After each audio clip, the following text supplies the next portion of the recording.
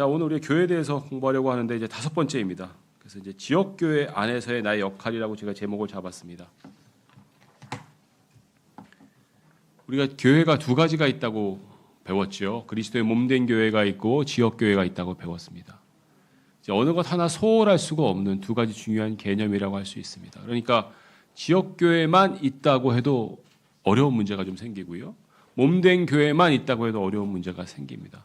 지역교회만 있다고 할 경우에는 지역교회를 떠나는 순간 구원을 의심받을 수 있는 그런 어려운 상황들이 생기기 마련이고, 그런 것 때문에 과거에 교회로 이름한 또 어떤 곳들에서 사람들 어렵게 하는 경우들이 종종 있어 왔던 것을 여러분 알 수 있을 겁니다. 우리 교회를 나가면 구원을 잃어버릴 수 있어. 우리 교회를 나가면 B급 교인이야, B급 크리스찬이야, 이렇게 사람을 좀 어렵게 만드는, 그래서 나가지 못하도록 만드는, 교회에서 나가지 못하도록 만드는 그런 어떤 폐해가 좀 있다고 말씀드렸었고요. 반대로 그리스도의 몸된 교회만 너무 강조하면 지역교회 나갈 필요 없죠. 오늘은 이 교회, 내일은 저 교회, 그냥 가고 싶을 때 가고 안 가고 싶을 때 안 가고, 그냥 유튜브로 대충 드려도 되고 안 드려도 되고, 구원은 잃어버리지 않으니까, 그리스도의 몸된 교회에서 빠지지 않으니까, 그러니까 이분이 균형이 있어야 되는 거예요. 신앙생활에는 항상 균형이 필요한 것 같아요. 어느 한 가지만 일방적으로 추구하기보다는. 그래서 우리가 지역교회의 중요성에 대해서 우리가 이제 지난 시간에 이어 오늘도 좀 공부를 하려고 하는데요. 지역교회 안에서의 나의 역할을 제가 이렇게 쭉 정리하면서 11가지로 정리를 했거든요. 그래서 아마 뒤에 좀 아쉬운 부분이 있어서 다음 주에 좀 한 번 더 하게 될지, 아니면 또 그 다음 주에 좀 하게 될지, 그건 좀 상황을 봐서 여러분께 말씀을 드리고 또 상황에 맞춰서 공부를 해나가도록 하겠습니다. 먼저 여러분 지역교회 다 다니시잖아요. 이 교회 다 다니시잖아요. 여러분의 역할이 있을까요, 없을까요? 제가 늘 강조드리는 거지만 여러분이 계시다는 것만으로 또 여러분의 역할이 있을 뿐만 아니라 여러분의 역할을 이 교회는 필요로 할 수밖에 없는 구조이다라는 걸 먼저 말씀드리고 싶어요. 그래서 여러분의 역할이 11가지나 제가 나열했지만 실은 더 있을 수도 있는데, 가장 기본적인 거 11가지를 여러분과 함께 점검해 보고자 합니다. 지역교회 안에서 그래서 나의 역할이라고 이름을 줬어요. 지역교회에서의 일반적인 회중의 역할, 일반적인 형제자매의 역할이 아니라 나의 역할이 무엇인지에 대해서 한 번쯤 되새겨보는 그런 시간이 되기를 바랍니다. 첫 번째, 겸손하게 주님 앞에서 주님께 배워야 한다. 제가 매달 겸손하게를 강조했어요. 여쭤보겠습니다. 교회 다닌 지 80년 이상 되신 분, 70년 이상 되신 분, 60년 이상 되신 분 계실 것 같은데요. 예. 제가 왜 겸손하게라고 썼을까요? 교회 다닌 연수가 믿음을 보장합니까? 아니잖아요. 우리 알잖아요. 저도 교회 다닌 연수로 남못지 않거든요. 저도 킹제임스 성경 본 게 김영균 목사님이 킹제임스 성경 아시고 난 다음에 한 2년쯤 뒤에 저한테 전해주셨으니까 저도 연수가 꽤 오래되는 사람 중에 하나거든요. 그렇다고 해서 제가 누구 앞에서 믿음이 내가 훌륭한 사람이다라고 얘기 못 하거든요. 그렇게 얘기하는 사람이 이상한 사람이죠. 그죠? 내가 이미 아는 게 많아. 내가 이미 킹제임스 성경에 대해서 아는 게 많아. 자랑할 게 없잖아요. 그죠? 겸손하게 여전히 지금도 주님 앞에서 배울 게 많이 있는 사람에 불과하거든요. 저는. 여러분 어떻습니까? 이미 충분히 배우셨습니까? 이제 하산할 때가 되셨습니까?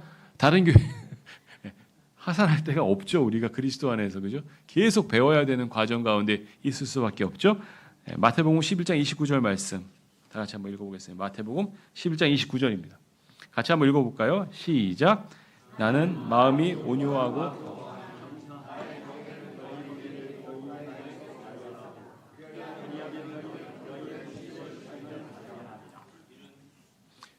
그래서 나는 마음이 온유하고 겸허하니, 우리 예수님께서 친히 모범이 되셨죠.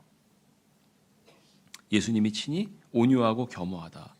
나의 멍에를 메고 너희의 메고 나에게서 배우라. 그리하면 너희는 혼들의 쉼을 발견할 것이다 라고 이야기하고 있죠. 예수님 본인께서 저희에게 얘기하고 계시잖아요. 배워라라고. 그죠? 배워라라고. 그래서 여러분 열심히 하나님 말씀을 배우고 계시죠? 예, 한 번씩 배우고 계십니다. 그래서 예수님에게서 배우는 것, 그리고 그것을 통하여서 혼들의 쉼을 발견하는 것이 중요한데 전제가 있습니다. 온유하고 겸손한 마음을 가지셔야 된다.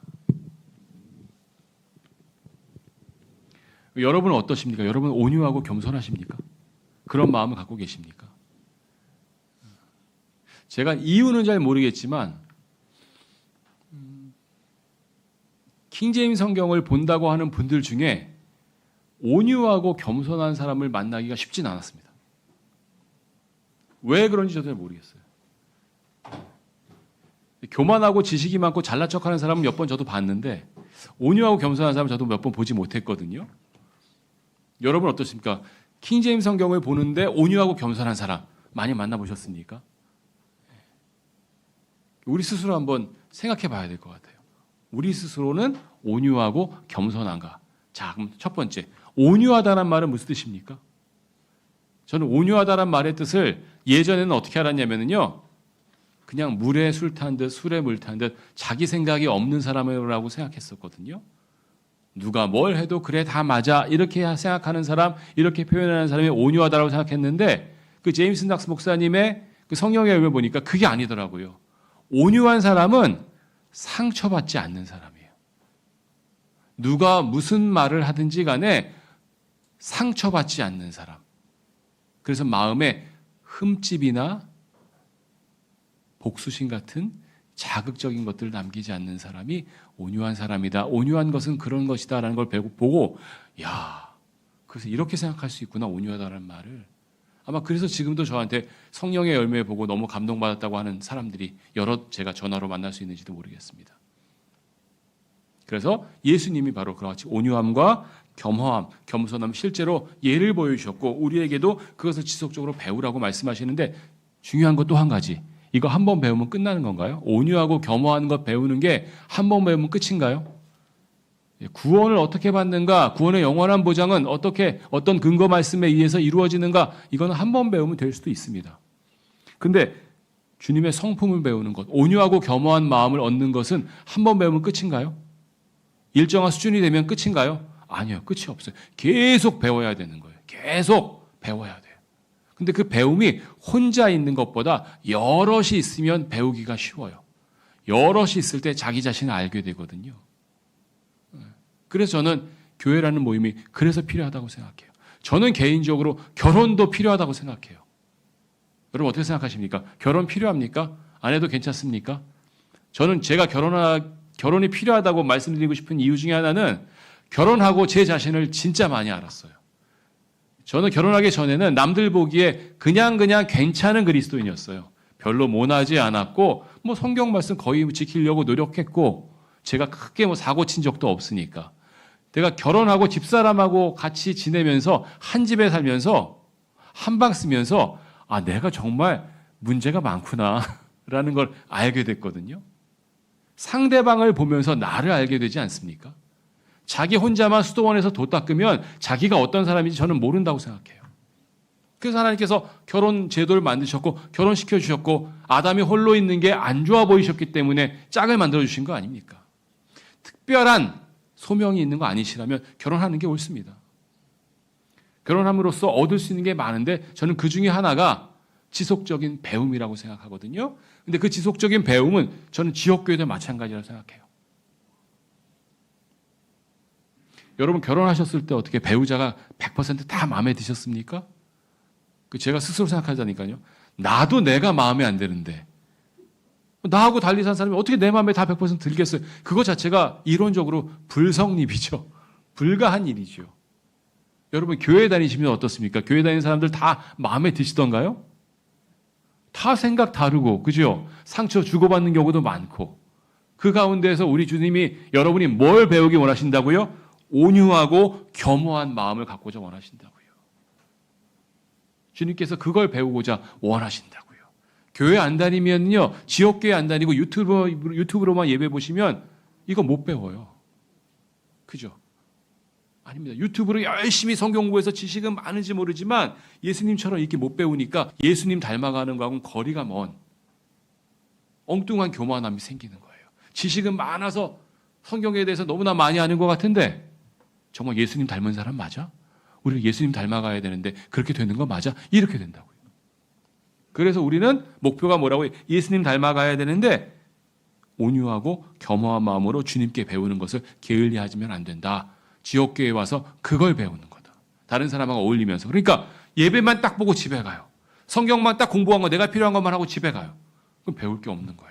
다른 사람하고 어울리고 부딪히면서 배워야 될 게 너무 많은데, 그래서 우리가 교회를 이룬다는 것은 서로 깎여가면서 면이 딱 맞아 떨어지는 거잖아요. 이게 다 살아있는 돌이잖아요. 여러분들 다 성경에 우리를 돌이라고도 비유하고 있잖아요. 살아있는 돌인데요, 이게 그냥 붙으면 벽돌로서 잘 안 붙어요. 깎여가지고 붙는 면이 많아져야 딱 붙거든요. 그래야 단단한 교회가 되고 단단한 건축물이 되거든요. 그걸 무서워서 안 하면 성장도 없고 단단한 교회도 없습니다. 그래서 혹시 바쁘셔서 어려우셔서 유튜브만 보고 계신 여러분이 여기 계시다면 이 자리에 오셔서 우리 함께 하나님께 찬양도 하고 예배도 하고 성경도 배웠으면 좋겠습니다. 그것이 주님께서 원하시는 바입니다. 자, 두 번째는 지역교회 안에서 날 뭐 해야 되느냐? 성도들을 섬겨야 된다고 말씀하고 있습니다. 성도들을 섬겨야 된다. 우리 사실 이거 다 아는 거잖아요. 섬김을 받으려고 예수님 오신 거 아니고 섬기러 오셨잖아요. 섬겨야 한다는 거 다 알고 계시잖아요. 에베소서 4장 12절 말씀 같이 한번 볼까요? 에베소서 4장 12절 말씀. 같이 한번 읽어볼까요? 시작. 성도들을 완전하게 하려 하시며 사역의 일을 하게 하려 하시며 그리스도의 몸을 세우게 하려 하시며. 교회 안에 은사들을 두시고요. 그 은사에 따라서 일들을 주셨어요. 뭐 목사를 시킬 수도 있고 복음 전도자를 시킬 수도 있고 예전에 뭐 사도도 있을 수 있고 각자 다 일들이 있습니다. 그런 은사들을 주고 탤런트, 잘할 수 있는 재능들을 주고 그런 일들을 맡기신 이유는 뭘까요? 성도들을 완전하게 하고 사역의 일을 하게 하고 그리스도의 몸을 세우게 하려 하시며. 여러분 지역교회 왜 오세요? 라고 여쭤보면 중요한 한 가지 또 이유가 이게 돼야 될 것 같아요. 성도들을 섬기기 위해서 온다. 그렇죠? 여러분 진리침례교회 오늘 왜 오셨어요? 성도들을 섬기기 위해서 온다. 여러분 각자 하나님께서 주신 탤런트가 있는 것 같아요. 재능이 있는 것 같아요.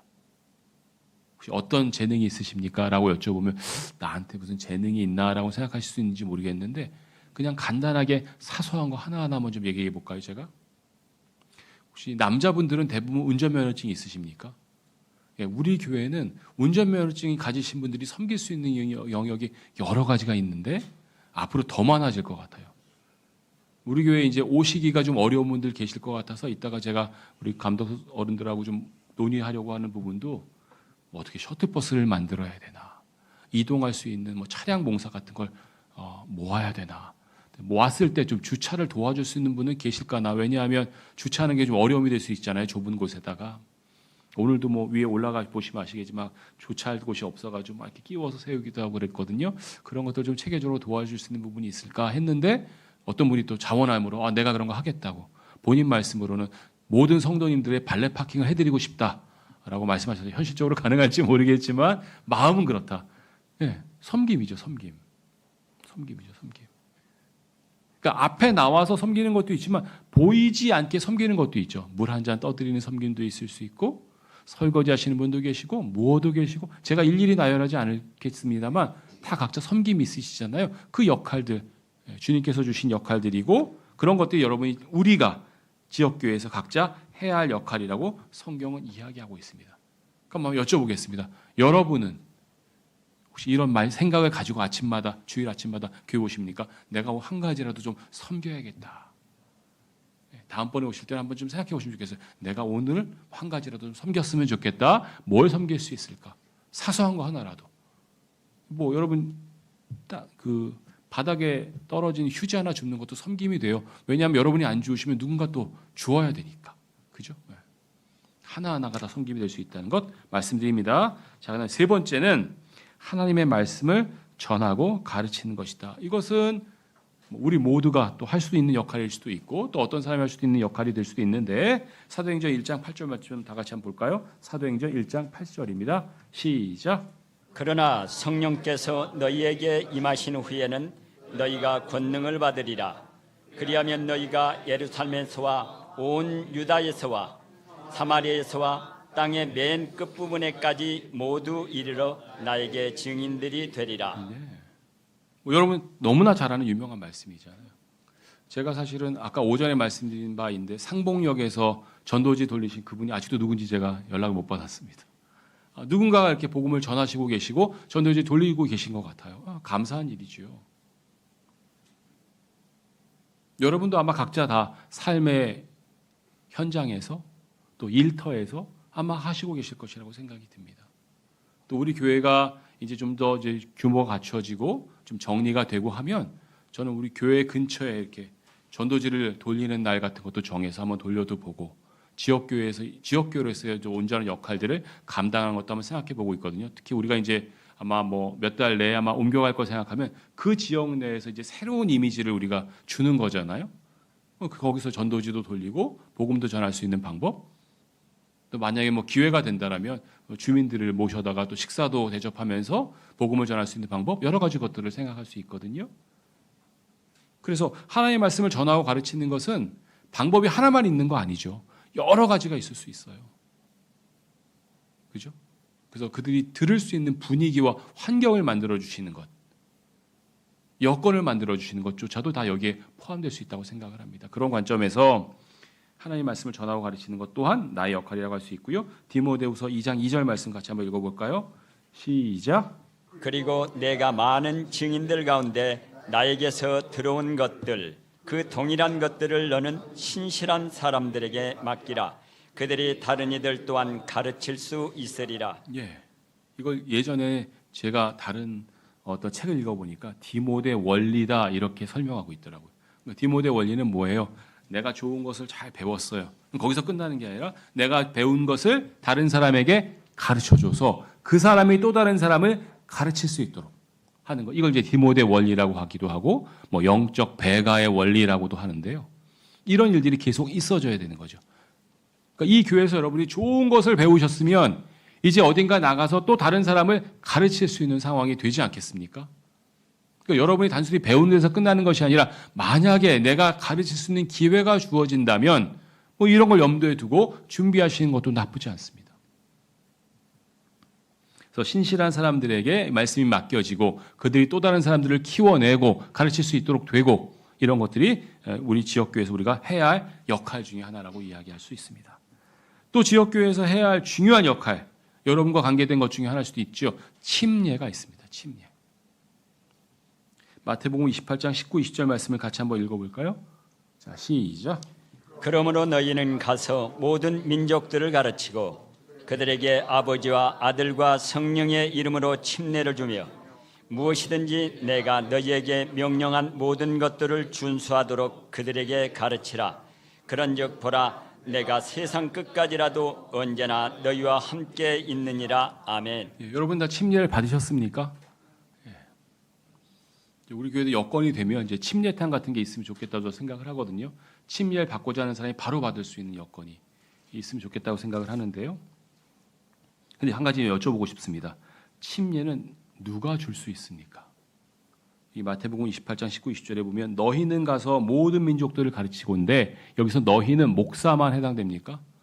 목사만 가르칠 수 있나요? 제가 좀 전에 말씀드렸잖아요. 성경 공부 누구든지 가르칠 수 있습니다. 여건과 기회가 되면. 맞습니까? 그럼 침례는요? 목사만 줄 수 있는 건가요? 아닙니다. 누구든지 줄 수 있다고 저는 생각합니다. 다만 조건이 있습니다. 그만한 또 믿음의 본이 되셔야 되겠죠. 아무나 줄 수 있는 건 아니고요. 다만 제가 확실하게 믿는 것은 목사만 줄 수 있다, 집사만 줄 수 있다는 제한이 저는 성경에 있다고 생각하지는 않습니다. 물론 이 집사가 주는 경우 있죠. 이디오피아 내시에게 줬던 집사 빌립 이야기도 있습니다. 근데 여기 보니까 모든 민족을 가르치고 아버지 아들과 성령의 이름으로 침례를 주는 데 있어서 꼭 제한이 있다고 저는 이 말씀 보았을 때는 보여지지 않습니다. 그러니까 더 구체적으로 말씀드린다면 여러분이 침례를 받는 것 너무나 당연하고요. 구원받은 사람이 침례를 받는 것 너무나 당연하고요. 침례를 받은 사람들이 일정한 또 성경에 대한 지식을 갖추고 다른 사람이 받길 원하는 사람이 있을 때 줄 수 있다는 것을 염두에 둘 수 있습니다. 자, 그다음에 주의 만찬입니다. 고린도전서 11장 26절 말씀 같이 볼까요? 고린도전서 11장 26절 말씀. 시작. 이는 너희가 이 빵을 먹고 이 잔을 마실 때마다 그분께서 오실 때까지 너희가 주의 죽으심을 보여주기 때문이라. 네, 주의 만찬도 우리가 한 달에 한 번씩 하고 있죠. 주의 만찬은 한 달에 한 번만 할 수 있는 건가요? 정해진 거 없습니다. 매주 해도 될 수 있고 뭐 1년에 2번 해도 될 수 있고 그건 교회가 정하기 나름이죠. 우리 교회는 한 달에 한 번 합니다. 그래서 주의 만찬은 굉장히 의미 있는 중요한 의식이죠. 성경에 지역교회에 주신 두 가지 중요한 의식이 있는데 그 첫 번째가 침례고 두 번째가 주의 만찬입니다. 주의 만찬은 왜 합니까? 주의 죽으심과 주님을 기억하기 위해서 합니다. 그분의 살이 찢긴 것을 보여주는 것 빵과 그분의 피를 상징하는 포도즙을 마시는 것으로서 주님의 죽으심을 기억하고 주님을 기억하는 의식으로서 주의 만찬을 거행합니다. 우리 교회는 그래서 한 달에 한 번 하는데 이게 언제 한 번 해야 된다 이런 거 규칙 정해진 건 없습니다. 우리 교회가 정해서 한 달에 한 번 하는 거예요. 뭐 상황에 따라서 2달에 한 번, 3달에 한 번 또는 매주 교회가 결정하면 할 수 있는 것입니다. 자, 그 다음에 6번째는 말씀으로 양육해야 된다라고 되어 있습니다. 사도행전 20장 28절 말씀 같이 한번 읽어볼까요? 시작. 그러므로 너희 자신에게 주의하고 양무리에게도 주의하라. 성령님께서 너희로 하여금 하나님의 교회를 먹이게 하시려고 양무리의 감독자들을 삼으셨으니 그분께서는 자기 자신의 피로 값을 치르고 자신의 교회를 얻으셨느니라. 네, 목사에게 하는 말씀일 수도 있는데요. 제가 관심을 두는 것은 성령님께서 너희로 하여금 하나님의 교회를 먹이게 하시려고 교회를 먹이다라고 표현을 쓰셨습니다. 무엇을 먹여야 할까요? 하나님의 말씀을 먹여야 한다라고 성경이 되어 있습니다. 따라서 말씀을 먹이는 것이 목사의 역할이면 말씀을 먹는 것은 성도의 역할이 될 수밖에 없겠죠. 그러니까 말씀을 먹는 것, 양육받는 것, 성장의 중요한 영양분으로서 말씀을 지속적으로 섭취하는 것은 당연한 일이고 필요한 일이다라고 성경은 이야기하고 있습니다. 베드로전서 5장 2절 말씀을 같이 한번 읽어볼까요? 시작. 너희 가운데 있는 하나님의 양무리를 먹이면서 그들을 감독하되 억지로 하지 말고 오직 자원하여 하며 더러운 이익을 위하여 하지 말고 오직 준비된 생각으로 하라. 하나님의 양무리를 먹이면서 감독하되 어떻게 하지 말라고요? 억지로 하지 말고. 하나님의 일을 하는 가장 중요한 원칙 중에 하나입니다. 이건 아마 우리 김영기 목사님께서 정말 지금까지 30년 동안 철저하게 지켜오신 원칙이라고 생각하고 성경에 부합하는 원칙이라고 할 수 있습니다. 자원함으로 억지로 하지 말고 자원하여 할 수 있도록 하는 것. 이게 굉장히 중요한 말씀이죠. 억지로 해서 문제되는 경우가 너무 많잖아요. 제가 오전 설교 때도 마음을 다하여서 하라 그랬잖아요. 마음을 다해야 형통할 수 있지 억지로 하면 형통할 수가 없거든요. 주님을 섬기는 가장 기본 원칙, 억지로 하지 말고 자원하여 하며. 근데 이제 제가 가끔 어려운 건 있어요. 우리나라 사람의 특성인지도 몰라요. 한 번쯤 더 물어보기를 기다리는 이런 게 있어요. 이것 좀 해주시겠어요? 바로 네 하겠으면 뭔가 어색하고 이상해요. 그래서 한 번쯤 다른 사람에게 또는 다음번에 하겠습니다라고 해서 저 같은 경우는 그렇고 네 알겠습니다 하고 저는 포기하거든요. 그러면 이제 뭔가 마음에 아쉬울 수 있는 거예요. 사실은 그 말 뜻이 아닌데 하고 싶은데 한 번만 더 물어봤으면 하는 건데 뭐 이런 생각이 들 수가 있잖아요. 약간 우리나라 문화가 약간 그런 것 같은데 여러분 어떠세요? 혹시 여러분 본심이 그러신 거예요? 제가 이거 좀 해주세요 그랬을 때 전 못합니다 그랬을 때 그게 정말 진심이신 건가요? 아니면은 한 번쯤 더 물어보길 바라시는 건가요? 근데 저는 개인적으로 그랬으면 좋겠어요. 여러분의 자원함으로 뭐든지 막 이렇게 하신다고 하시면 오히려 더 좋을 것 같아요. 그게 성경의 원칙이니까. 그죠? 제가 뭘 부탁해서가 아니라 자원함으로. 근데 제가 뭘 부탁하면 당연히 하는 걸로. 그게 교회 일이 그렇게 돌아가면 좋을 것 같다는 생각이 들거든요. 왜냐하면 여기 되어 있잖아요. 자원함으로. 억지로 하는 건 그건 진짜 아닌 것 같아요. 억지로 부탁하는 사람도 아닌 것 같고 그래서 억지로 하는 것도 아닌 것 같고 성경적이지 않은 것 같아요. 그죠? 그래서 우리 교회는 이 원칙을 지켜나가려고 해요. 다만 제가 부탁드리는 것은 조금이라도 하실 마음이 있으시거나 내가 해야 되는 거 아니라는 생각이 들면 주저하지 말고 그냥 하십시오. 그러면 하나님께서 다 할 수 있는 능력과 힘을 주십니다. 제가 하는 거 아니고 하나님께서 하십니다. 그래서 여러분 꼭 기억하십시오. 억지로 하지 마시되 자원함으로 하시는 것이 너무 좋은데 혹시라도 조금이라도 하고 싶은 마음이 있으시면 언제든 저에게 이거 하고 싶다고 얘기해 주십시오. 그럼 제가 특별한 어려움이 없다라면 그런 길들을 만들어 드리고 그러한 일들하고 섬김하는 데 가운데에서 여러분이 큰 기쁨과 보상을 얻을 것이라고 생각합니다. 자, 그다음에 이제 모임에 대해서 좀 얘기를 해 보겠습니다. 모임. 자, 에베소서 4장 11절부터 16절까지가 좀 길게 돼 있는데요. 같이 한번 하나하나 천천히 읽어 보겠습니다. 그리고 시작. 그리고 그분께서는 어떤 이들을 사도들로 또 어떤 이들을 예언자들로 또 어떤 이들을 복음 전도자들로 또 어떤 이들을 목양자들 곧 선생들로 주셨으니. 예, 자 그래서 교회 안에 여기서 여기까지만 볼게요. 11절까지만 교회 안에 여러 가지 은사들을 주셨어요.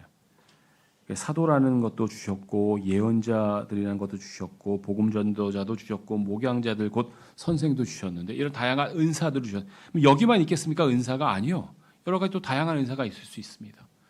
차량으로 봉사하는 은사도 있을 수 있고 또 관리하는 걸 잘하시는 은사가 있을 수도 있고 또 회계 같은 걸 잘하시는 은사가 있을 수도 있고 그렇게 이 다양한 은사를 교회 내에 주신 목적이 무엇이냐? 12절 말씀 성도들을 같이 한번 읽어볼까요? 시작. 성도들을 완전하게 하려 하시며 사역의 일을 하게 하려 하시며 그리스도의 몸을 세우게 하려 하시며. 다양한 은사를 왜 주셨느냐? 완전하게 하여 주시고 사역의 일, 섬기는 일을 하게 하시고 그리스도의 몸을 세우게 하기 위해서 다양한 은사들 주셨다. 한 가지만 더 분명히 말씀드릴게요. 구원받은 여러분들 중에 한 명이라도 하나님께 불필요한 사람이 있을까요? 없을까요? 없다고 저는 생각해요. 다 하나님께서 귀한 자녀로 핏값 주고 사신 분들이고요. 하나님께서 다 필요로 하시는 분들이고요. 하나님께서만 필요하실까요? 이 교회도 필요로 할까요? 이 교회도 필요로 해요. 여러분들이. 그죠? 네. 여러분 다 귀하고 필요한 분들이에요. 그 은사가 무엇인지 저는 아직 다 모르지만 귀하고 필요한 분들이에요. 그 은사에 따라서 섬기는 것은 그리스도의 몸을 세우게 하는 것이고 굉장히 중요한 일이다. 자, 마침내 같이 읽어볼까요? 시작. 마침내 우리 모두가 믿음의 일치와 하나님의 아들의 지식의 일치에 도달하여 하나의 완전한 사람에 이르게 하고 그리스도의 충만하심에 장성한 분량에까지 이르게 하려 하시며. 그리스도의 충만하심에 장성한 분량에까지 여러분 이르고자 원하셨습니까? 우리 이 말씀 읽을 때마다 그런 생각 안 하셨어요? 장성한 분량이 뭐지? 나는 거기에 이르렀나? 나는 거기에 이르르고 싶은가? 이런 생각 혹시 이 말씀 읽으면서 한 번이라도 해본 적이 없으십니까? 저는 많이 했거든요. 근데 그 장성하심의 충만하심의 장성한 분량까지 이르게 하려고 하면 각자에게 주신 은사대로 섬김을 통하여서 그리스도의 몸을 세우게 하는 것. 결과는 뭐가 돼요? 그리스도의 충만하심의 장성의 분량까지 이르는 것. 구원받은 데서 끝이 아니라 구원받은 이후에 이렇게 하나님이 주신 은사대로 섬기고 서로 세워주면 그럼 어떻게 된다고요? 그리스도의 충만하심의 장성한 분량에까지 이른다고요. 그러니까 여러분 교회에 와서 나는 구원받았으니까 구원받은 것으로 끝이야 이러시면 안 되고요. 구원받은 사람들이 교회에 와서 서로 섬김을 통하여서 이 교회를 세우고 그리스도의 몸된 교회를 세워나가는 것, 그게 교회 생활이고 그리스도인의 생활이라고 성경은 이야기하고 있습니다. 그래서 여러분은 어디까지 가셔야 돼요? 그리스도의 충만하심에 장성한 분량까지 가셔야 돼요. 여러분 그리스도인도 어린아기 그리스도인이 있고 장성한 그리스도인이 있는 거 아세요? 사람도 마찬가지잖아요. 우리 어린아기가 있고 현아같이 조그만 아이도 있고 다 큰 우리 같은 성인도 있잖아요. 그리스도인도 마찬가지예요.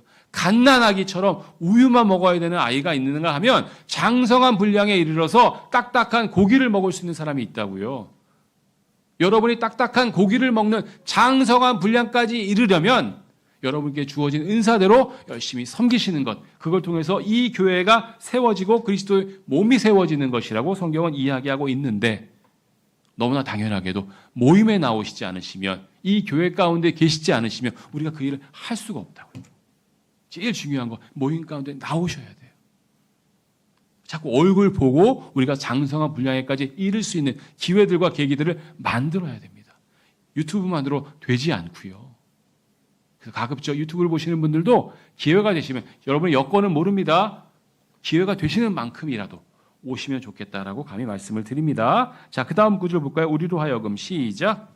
우리로 하여금 앞으로는 더 이상 아이들이 되지 않고 사람들의 교묘한 속임수로 인하여 또 속이려고 엎드려 기다리는 자들의 교활한 깨로 인하여 이리저리 흔들려 온갖 교리에 풍져 밀려다니지 아니하며. 여러분, 장성한 분량에 이르지 않으면 어떻게 돼요? 그냥 어린아이로 계속 있지. 뭐 구원만 해주셔도 감사한 거 아니야? 성장은 무슨 성장이야. 장성은 무슨 장성이야. 그냥 구원받은 것만도 나는 감사해. 그게 하나님의 뜻은 아니라는 거예요. 그냥 어린아이로 머물러 있으면 어떻게 돼요? 교묘한 속임수에 넘어가고요. 교활한 꾀에 넘어가고요. 이리저리 흔들려요. 교리의 풍조에 밀려다녀요. 성장이 없다고 거기서 절대 멈추는 게 아니에요. 이런 문제들이 생길 수 있다고 성경은 이야기하고 있어요. 그래서 우리는 뭐 해야 된다고요? 성장을 추구해야 되고 장성한 분량에 이르러야 돼요. 장성의 분량에 이르려면 각자 주어진 은사대로 열심히 교회 안에서 섬기시면서 그런 일들을 찾아갈 수 있다고 성경은 이야기하고 있습니다. 그 다음 말씀 읽어볼까요? 오직 시작. 오직 사랑 안에서 진리를 말하고 모든 인들 가운데 그분 안으로 성장하게 하려 하심이라. 그분은 머리시니 곧 그리스도시라. 그분도 우리 주 예수 그리스도도 뭐라고 여러분이 성장하게 하려고 여러분의 성장을 중요하게 생각하셨다고요. 그것을 위해서 오직 뭐라고 했어요? 진리를 말하라. 우린 진리 침례교회니까 얼마나 진리를 많이 잘 말씀하세요. 그죠? 근데 전제가 있어요. 뭐요? 사랑 안에서. 사랑 안에서. 그러니까 여러분 진리를 말할 수 있어요.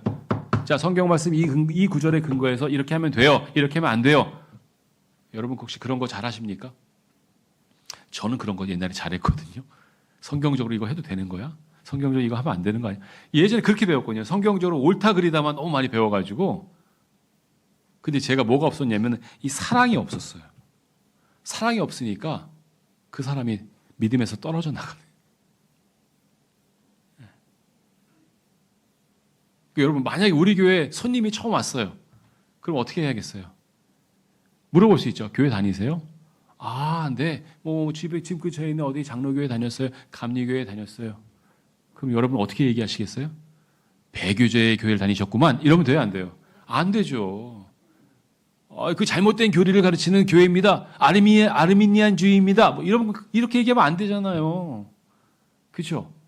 사랑 안에 진리를 말하는 건 좋은데 때를 가려서 사랑을 갖고 사랑 안에서 말하라고 성경은 이야기하고 있습니다. 이런 말씀 드리는 게 맞는지 모르겠지만 제가 요즘 또 더 목사 노릇하고 열심히 이것저것 책 보면서 공부하잖아요. 공부하면서 피터 러크만 그 박사님인지 목사님인지 쓰신 책을 보면 정말 명쾌하게 정리를 잘 해놨더라고요. 여러 사람의 똑같은 내용에 대한 설명을 들어도 좀 희미하고 이 말이야 저 말이야 애매모호한 게 많은데 그래도 러크만 목사님은 자기 뜻이 뭔지 확실하게 정해서 알려주셨거든요. 근데 제가 가끔 그 생각하는 거예요. 근데 러크만 목사님에는 말 중에 사랑 안에서 진리를 말하는 거 맞나? 가끔 이렇게 의심스러운 경우가 있어요. 너무 말이 세셔가지고 책에도 막 그냥 세게 나와가지고 진리를 말하는 거 틀리지 않은데 사랑 안에서 진리를 말하지 않으면 틀린 거예요. 맞죠? 성경이잖아요. 오직 사랑 안에서 진리를 말하라 했잖아요. 진리를 말하는 것 자체가 목적이 아니라 사랑 안에서 진리를 말하는 게 중요한 목표가 되어야 됩니다. 우리 교회는 진리 침례 교회예요. 그런데 진리만 말하는 것을 추구하지 않고요. 사랑 안에서 진리를 말하는 것을 추구합니다. 그래서 그걸 통하여서 그분 안으로 우리가 성장하게 될 거고요. 그분이 그래서 우리의 머리가 되실 거고 우리 교회의 머리가 되실 것입니다. 자, 그분으로부터 읽어볼까요? 그 다음 구절 시작.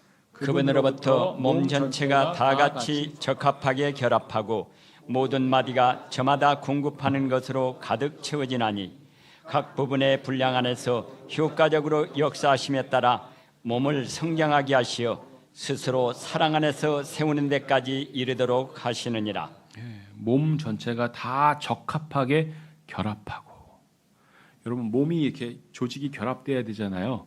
근데 이 조직이 내가 너무 잘났어, 내가 너무 우월하니까 내 조직이 좀 길었으면 좋겠어.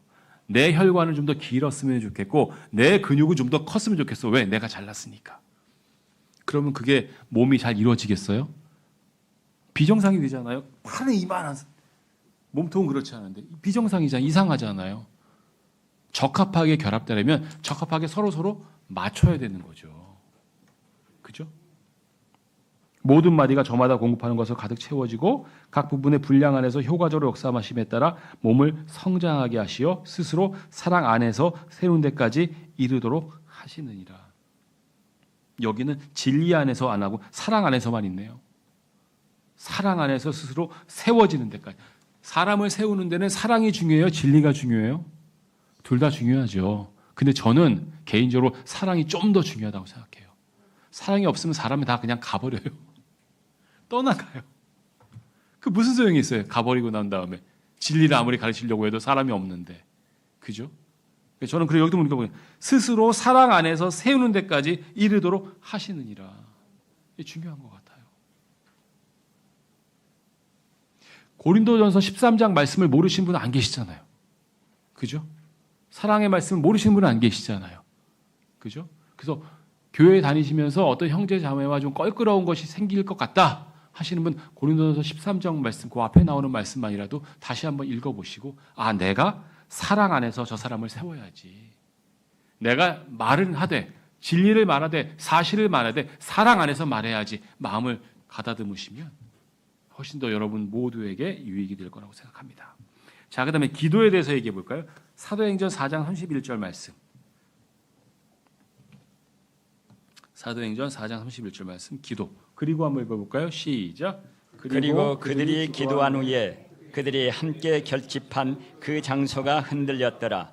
그러자 그들이 성령님으로 충만하여졌으며 그들은 담대하게 하나님의 말씀을 전하였더라. 여쭤보겠습니다. 여러분은 어떻게 기도하십니까? 식사하시기 전엔 다 기도하시나요? 네. 또 언제 기도하십니까? 저는 개인적으로 급한 일이 생기면 훨씬 더 많이 기도하고요. 평상시에 잘 기도 못하는 것 같긴 합니다. 여러분 어떻게 따로 시간 내서 기도하십니까? 따로 장소를 만들어서 기도하십니까? 여러분은 어떠십니까? 뭐가 되든 좋습니다. 그런데 기도가 없으면 아무것도 안 됩니다. 기도가 없으면 말씀도 안 돼요. 오늘 성경에 보니까 기도한 후에 담대하게 하나님의 말씀을 전했다고 나오지 않습니까? 그래서 모든 일에 기도를 앞세워서 하는 건 좋은 것 같습니다. 음식을 먹기 전에 기도하는 것도 좋고 모든 모임 전에도 기도하는 것도 좋고 기도가 앞서는 것은 굉장히 좋다고 저도 생각을 합니다. 다만 중요한 것 항상 기도를 통해서 깨어 있어야 되고요. 하나님께 기도하기를 게을리해서는 안 될 것 같습니다. 기도한다는 것은 크게 전 두 가지 의미가 있는 것 같아요. 내가 하고자 하는 일이 주님 앞에서 올바른지를 스스로 한번 점검해 볼 수 있는 기회가 되고요. 두 번째, 내 뜻이 아니라 하나님의 뜻을 앞세우는 계기가 되는 것 같아요. 오전에도 저희가 배웠잖아요. 내 뜻대로 마옵시고 아버지의 뜻대로 하옵소서. 이게 성경의 기본 원칙이죠. 우리가 하고자 하는 모든 일이 그와 같은 원칙 가운데 이루어져야 하기 때문에 저는 기도가 있어야 된다고 생각합니다. 여러분 기도를 꼭 하셔야 될 것 같아요. 그 다음에 찬송. 히브리서 2장 12절 말씀 같이 볼까요? 찬송 히브리서 2장 12절 말씀. 같이 한번 읽어볼까요? 시작. 말씀하시기를 제가 당신의 이름을 저의 형제들에게 분명하게 밝히겠으며 제가 교회 한가운데서 당신께 찬송을 부르겠나이다 하시며. 교회 속에서 찬송을 부르는 거 좋은 것 같아요. 저희도 이제 교회를 이전하게 되면 여러 가지 좀 바꿔야 될 부분이 뭐가 있나 이런 부분 생각하고 있다가 또 논의도 좀 드리려고 하는데요. 찬송을 많이 부르는 것도 좋은 것 같아요. 여러분 찬송 부르는 거 좋아하십니까? 네, 성경에 보니까 찬송 부르겠다고 이야기하고 있잖아요. 제가 교회 한가운데서 당신께 찬송을 부르겠나이다. 특송을 하셔도 좋고요. 여럿이 모여서 특송하셔도 좋고요. 또 회중 찬송도 좋습니다. 하나님께 찬송 드리는 것 좋을 것 같아요. 자, 그런데 여기서 중요한 부분이 있습니다. 하나님께 찬송을 부릴 때 노래 실력이 좋아야 되나요? 노래를 못하면 할 수 없나요?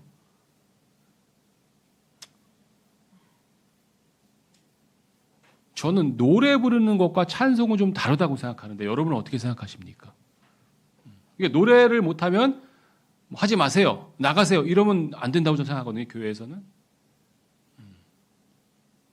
노래 실력을 하나님께서 보시고자 한다라면 이거 모셔다 하면 되잖아요. 유명한 성악가분들 이렇게 얼마 좀 이렇게 사례금 드리면 여기 와서 얼마나 잘하시겠어요. 우리가 바라는 게 그런 찬송인가요? 아니잖아요. 그 뜻에 맞는 찬송이 돼야 되겠죠. 근데 더 중요한 건 또 한 가지 있어요. 하는 말과 행동이 너무 찬송과 달라지면 보는 회중도 불편하고 하나님도 좀 불편하실 것 같아요. 그러니까 찬송을 부르겠다고 하는 사람들은 내 삶과 말과 행동이 찬송가 가사와 부합하나? 그러면 듣는 사람이, 보는 사람이 감동이 배가 될 거예요. 저 사람의 입술에 나오는 찬송은 저 사람의 간증이요, 저 사람의 고백이구나. 여러분, 유명한 성악가의 찬송을 흔히 들을 수 있잖아요. 유튜브에 가면 그 사람들의 성악을 듣고 아름다운 음악을 듣고 우리가 감동을 왜 못 받아요? 삶과 찬송이 따로따로니까. 그렇잖아요. 우리 교회에서 찬송하시는 분들 음정이 틀릴 수도 있고 박자가 틀릴 수도 있고 뭐가 안 맞을 수 있는데 우리가 감동을 받을 수 있는 이유는 뭐예요? 저 사람이 저게 삶의 고백이구나. 찬송이 정말 간증이구나 라는 거 알 때 우리는 눈물 흘려요. 여러분 이런 말씀 드리면 너무 또 여러분과 제가 비슷한 나이대라는 게 다 밝혀질 것 같긴 합니다만 나 가진 재물 없으나 나 남이 이런 유명한 찬송가 있는데 혹시 아십니까? 나라는 제목에 송명심 씨인가요? 맞습니까? 네, 송명심 씨인가요? 그 사람이 원래 뇌성마비죠. 근데 그 사람이 정말 그 찬송가 가사를 쓴 걸 제가 알았고 이 사람이 불편한가 보다 알았는데 어느 TV 프로그램에서 그 사람이 나와서 이 노래를 부르더라고요. 나라는 노래를. 근데 확실한 것은 진짜 노래는 잘 못하시더라고요. 음정도 잘 안 맞고. 근데 그 찬송을 듣고 제가 눈물을 흘렸어요. 제가 원래 눈물 잘 안 흘리는 사람이거든요. 눈물이 났어요. 왜요? 이 사람 본인의 고백이고 본인의 간증이니까. 정말 가진 것 하나도 없는 것 같은데 하나님께서 부유하게 하신 그 간증, 찬송가 가사 그대로 노래 부르더라고요. 그때 감동을 얻잖아요. 우리 하나님도 저는 마찬가지일 거라고 생각하거든요. 여러분이 특송하고 찬송하고 너무너무 좋아요. 근데 노래 실력보다 더 중요한 것 여러분의 삶의 간증과 삶의 고백이 돼야 돼요. 그럼 보는 우리 모두가 다 감동받아요. 하나님도 마찬가지일 거예요. 자, 에베소서 5장 19절 말씀 같이 한번 읽어볼까요? 시작. 시들과 찬송가들과 영적인 노래들로 너희 자신들에게 말하고 주께 너희 마음으로 노래하며 선율을 만들라. 입술로만 노래만 안 되고요. 마음으로 노래하라고 되어 있잖아요. 마음으로. 시와 찬송가들과 영적인 노래들로 누구에게요? 너희 자신들에게 말하고. 그 가사가 자신들에게 부합해야 돼요. 그게 외부에 나왔을 때 하나님께나 듣는 사람에게나 감동을 주는 것이지요. 자, 그다음에 교제를 해야 돼요. 우리 교회에서는 교제가 잘 이루어지고 있습니까? 어떠십니까? 다 잘 되고 계신 거죠. 저만 빼고 다 잘 되고 계신 거죠. 교제가 잘 되면 좋겠어요. 성경에 교제하라고 돼 있어서. 사도행전 2장 42절 말씀 같이 한번 볼까요? 사도행전 2장 42절. 자, 시작. 그리고 그들이 확고하게 사도들의 교리와 교제 안에 계속 있으며 빵을 찢는 일과 기도들을 지속하였더라. 여러분이 함께 모여서 성경 말씀도 나누고 교리도 나누고 교제 안에 있는 것. 교제 안에 있으면서 빵도 같이 나눠 먹고 음료도 같이 나눠 마시면서 또 뭐 해야 돼요? 기도들을 지속하고. 이런 일들이 교회 안에 계속 있어주면 좋겠다. 꼭 교회 건물이 아니더라도 여러분들끼리 계신 곳에서 3, 4, 5 모여서 해도 좋겠다. 또 교회 안에서도 그런 교제들이 좀 많아졌으면 좀 좋겠어요. 교회 안에서 예배만 딸랑 드리고 간다. 그러면 서로에 대해서 너무도 모르잖아요. 어떻게 그러면 그리스도 안에서 좋은 교회를 우리가 같이 이루어갈 수 있겠어요. 그래서 여러분들 그 시간이 좀 나실 때마다 이제 새로 교회로 옮기게 되면 그렇게 교제할 수 있는 방법, 분위기, 자리 이런 걸 좀 더 만들어 드리고 싶어요. 제가 생각한 거긴 한데 또 자원하는 분들이 계시더라고요. 저는 거기 새로 옮겨갈 교회 건물의 3층이 약간 오픈되어 있어서 바베큐 해 먹으면 좋겠다라고 생각을 했거든요. 그래서 기회가 되면 바베큐를 했으면 좋겠다. 서로 먹고 마시면 좋겠다. 얘기 교제 나왔으면 좋겠다. 그랬더니 옆에 또 어떤 분이 나 고기 잘 굽는데요. 그러시더라고요. 당첨이 됐어요. 그분이 하시는 걸로. 또 다른 분, 우리 서영재님은 고기를 잘 구우시나요? 선웅이라 자매님, 아이고 저기는 패스. 각자 뭐 주어진 은사대로, 주어진 은사대로 하시면 되죠. 그래서 그렇게 교제할 수 있는 공간과 여건들을 좀 많이 만들어드리고 싶어요. 그래서 여러분들이 서로 교제하면서 서로 세워가고 서로 세워질 수 있도록, 이것이 교회 안에서 우리에게 주어진 역할이라고 생각합니다. 그다음에 마지막으로 모임 참석이라고 되어 있습니다. 히브리서 10장 25절 말씀 같이 한번 읽어볼까요? 자, 시작. 어떤 이들의 방식처럼 우리 자신들이 함께 집회를 갖는 것을 저버리지 말고 오히려 서로 권면하자. 그런즉 너희가 그날이 다가오는 것을 볼수록 더더욱 그리하자. 네, 성경에 분명히 나와 있는 거예요. 어떤 사람들은 집회 같은 거 가지면 안 돼, 모이면 안 돼. 과거에도 그랬고 지금도 그랬고 그런 사람이 있는지 모르겠어요. 그렇지만 성경은 뭐라 그랬어요? 서로 권면하자. 서로 권면해서 모이자라고 얘기하고 있고, 어느 날이 가까울수록 그날이 가까울수록 예수 그리스도께서 오신 날이 가까울수록 더더욱 그리하자라고 되어 있잖아요. 더 모여야 돼요. 저는 우리 교회 여건이 워낙 전국 단위여서 여건이 그렇지 않다는 거야. 여건이 되시는 만큼. 교회가 앞으로는 그런 모임에 대해서 좀 오늘도 좀 논의도 나누고 정리 좀 해보려고 그래요. 우리가 집중해서 모일 수 있는 모임, 다 같이 모일 수 있는 모임, 이런 것들도 어떻게 기획할 수 있나, 어떻게 모든 분들에게 유익이 되는 모임 만들 수 있나, 이런 것들을 좀 더 고민해보고 논의하려고 하거든요. 중요한 것, 모이면 안 돼, 모일 필요 없어, 그건 성경적이지 않아요. 예수님 오신 날이 정말 가까웠다고 믿으세요? 그날이 가까울수록 더더욱 어떻게 하라고요? 그리하자고 나오잖아요. 더 모이셔야 돼요. 시기가 악할수록, 시기가 위험할수록 더 모이셔야 된다고 성경은 이야기하고 있어요. 각자 주어진 여건 내에서요. 그래서 앞으로 이런 일들이, 교회 안에서 우리가 해야 할 역할들이 분명하게 더 잘 이루어져서 여러분들 덕분에 여러분들과 함께 더 좋은 교회로 만들어가기를 소망합니다. 제가 기도하고 마치겠습니다.